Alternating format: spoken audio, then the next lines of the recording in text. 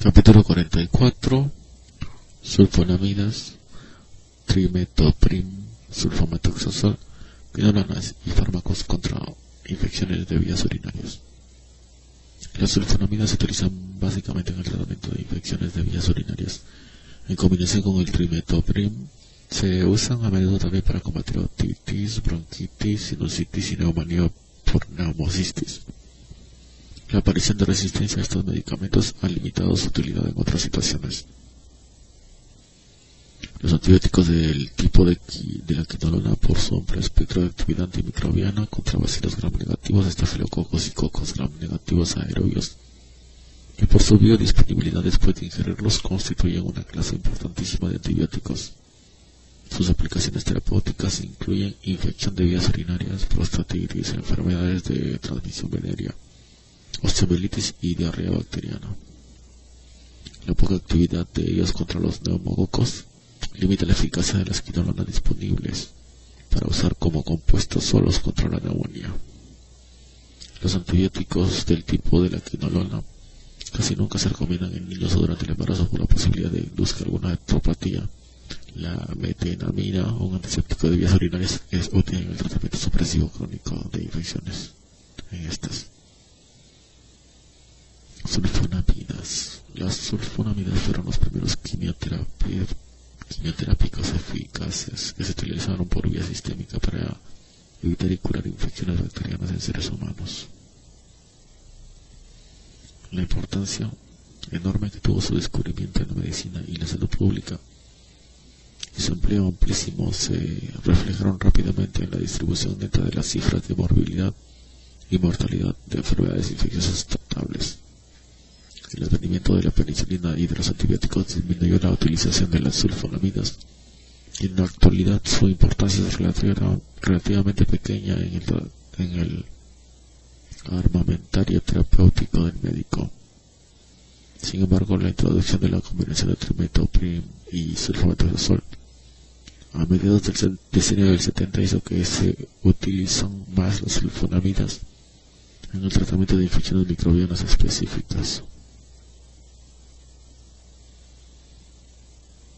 Historia. Las investigaciones de I.G.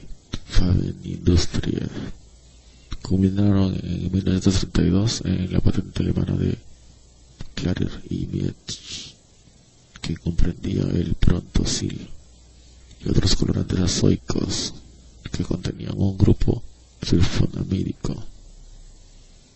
Domag, director de investigación de la firma mencionada, que colaboraba con Klarer y Mietz, se percató de que los colorantes azoicos sintéticos habían sido estudiados por su actividad contra estreptococos e inmediatamente los sometió a prueba.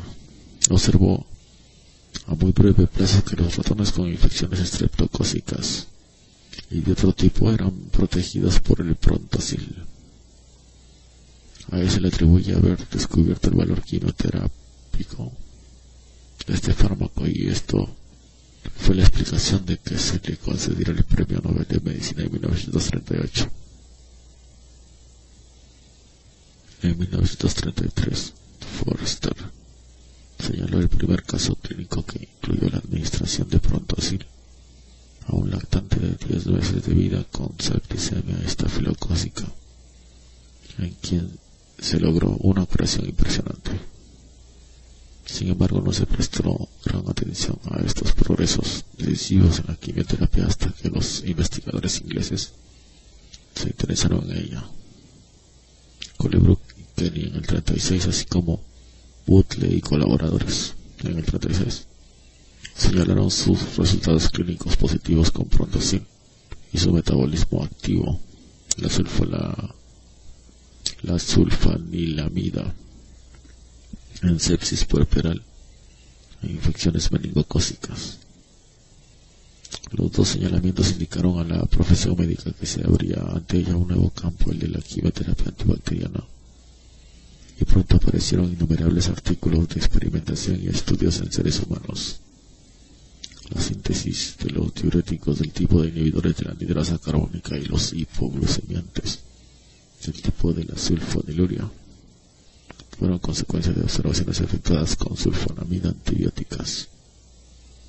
Propiedades químicas. Por lo señalado, el término sulfonamida se utiliza como nombre genérico para derivados de la para-aminobencenosulfonamida, sulfanilamida. Las fórmulas estructurales de miembros escogidos de dicha clase se incluyen en la figura. Muchos de ellos son relativamente insolubles en agua, pero sus sales sódicas son bastante solubles.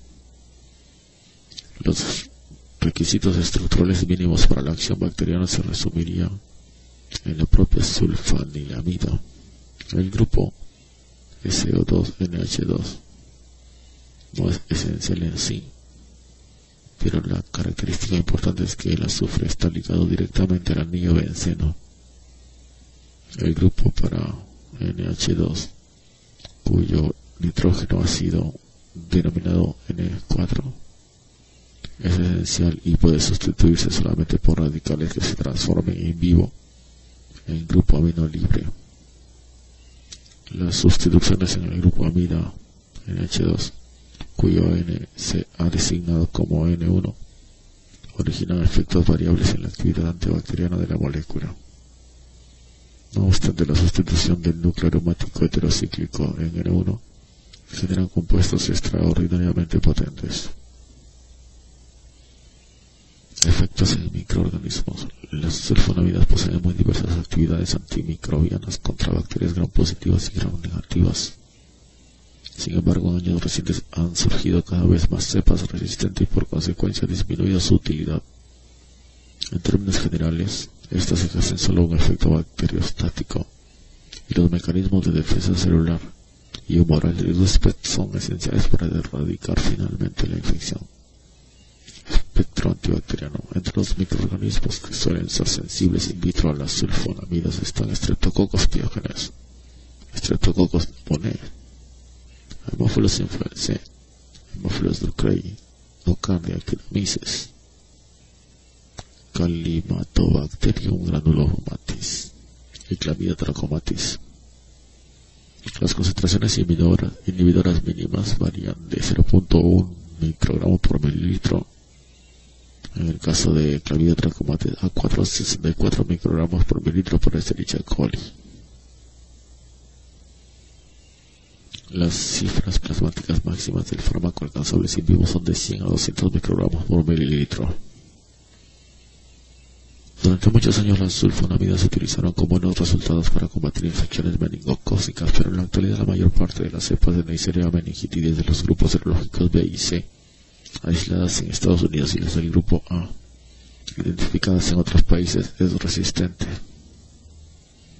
Prevalece una situación similar con respecto a Shigella. Las cepas de Escherichia coli, aisladas de personas con infecciones de vías urinarias, o sea, adquiridas en la comunidad, suelen ser resistentes a las sulfonamidas, de manera que ya no constituyen los fármacos más indicados contra dichas infecciones. Mecanismo de acción. Las sulfonamidas son análogos estructurales y antagonistas competitivos del ácido paraminobenzoico PABA, y por tal razón impiden que la bacteria utilice de manera normal el PABA en la síntesis del ácido fólico, ácido pteroilglutámico.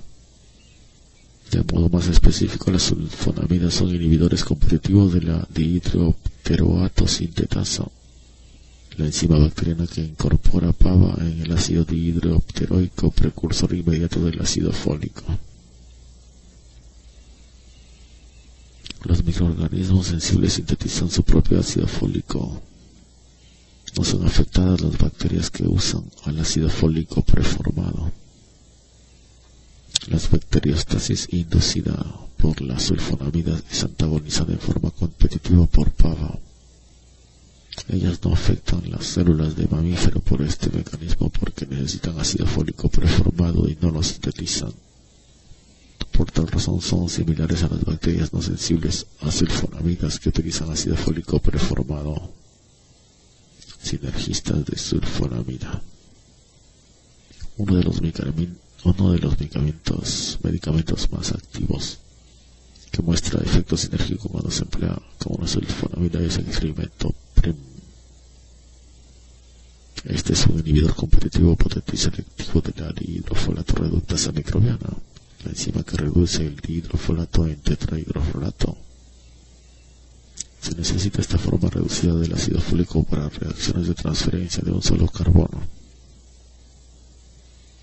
Por esa razón, la administración simultánea de una sulfonamida y trimethoprim induce bloqueos seriados en la vía por la que los microorganismos sintetizan tetrahidrofolato a partir de moléculas precursoras. Se ha corroborado la hipótesis de que la combinación mencionada posee efectos antimicrobianos sinérgicos in vitro e in vivo. Resistencia bacteriana adquirida a las sulfonamidas. Se supone que la resistencia mencionada se produce por mutación y selección aleatorias o por transferencia de la resistencia mediante plásmidos.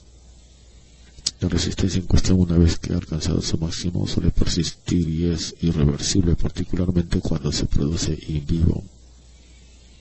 La resistencia adquirida a una sulfonamida casi nunca incluye resistencia cruzada a compuestos quimioterápicos de otras clases.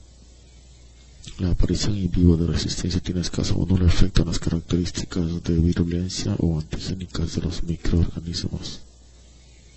La resistencia a las sulfonamidas quizás sea consecuencia de la alteración de la constitución enzimática de una bacteria. Una modificación que se caracteriza por 1. Alteración en la enzima que utiliza PABA, la dihidropteroato sintetasa. 2. Mayor capacidad de destruir o inactivar al fármaco. 3. Una vía metabólica alternativa para la síntesis de un metabolito esencial.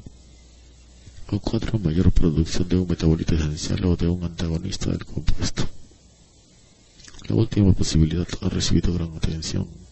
Por ejemplo, algunos estafilococos resistentes pueden sintetizar 70 veces más PABA que las cepas originales sensibles. Sin embargo, la mayor producción del ácido mencionado no es un signo constante en las bacterias resistentes a sulfonamida, y las mutantes resistentes pueden poseer enzimas de la síntesis de folato que no son inhibidas con tanta facilidad por las sulfonamidas.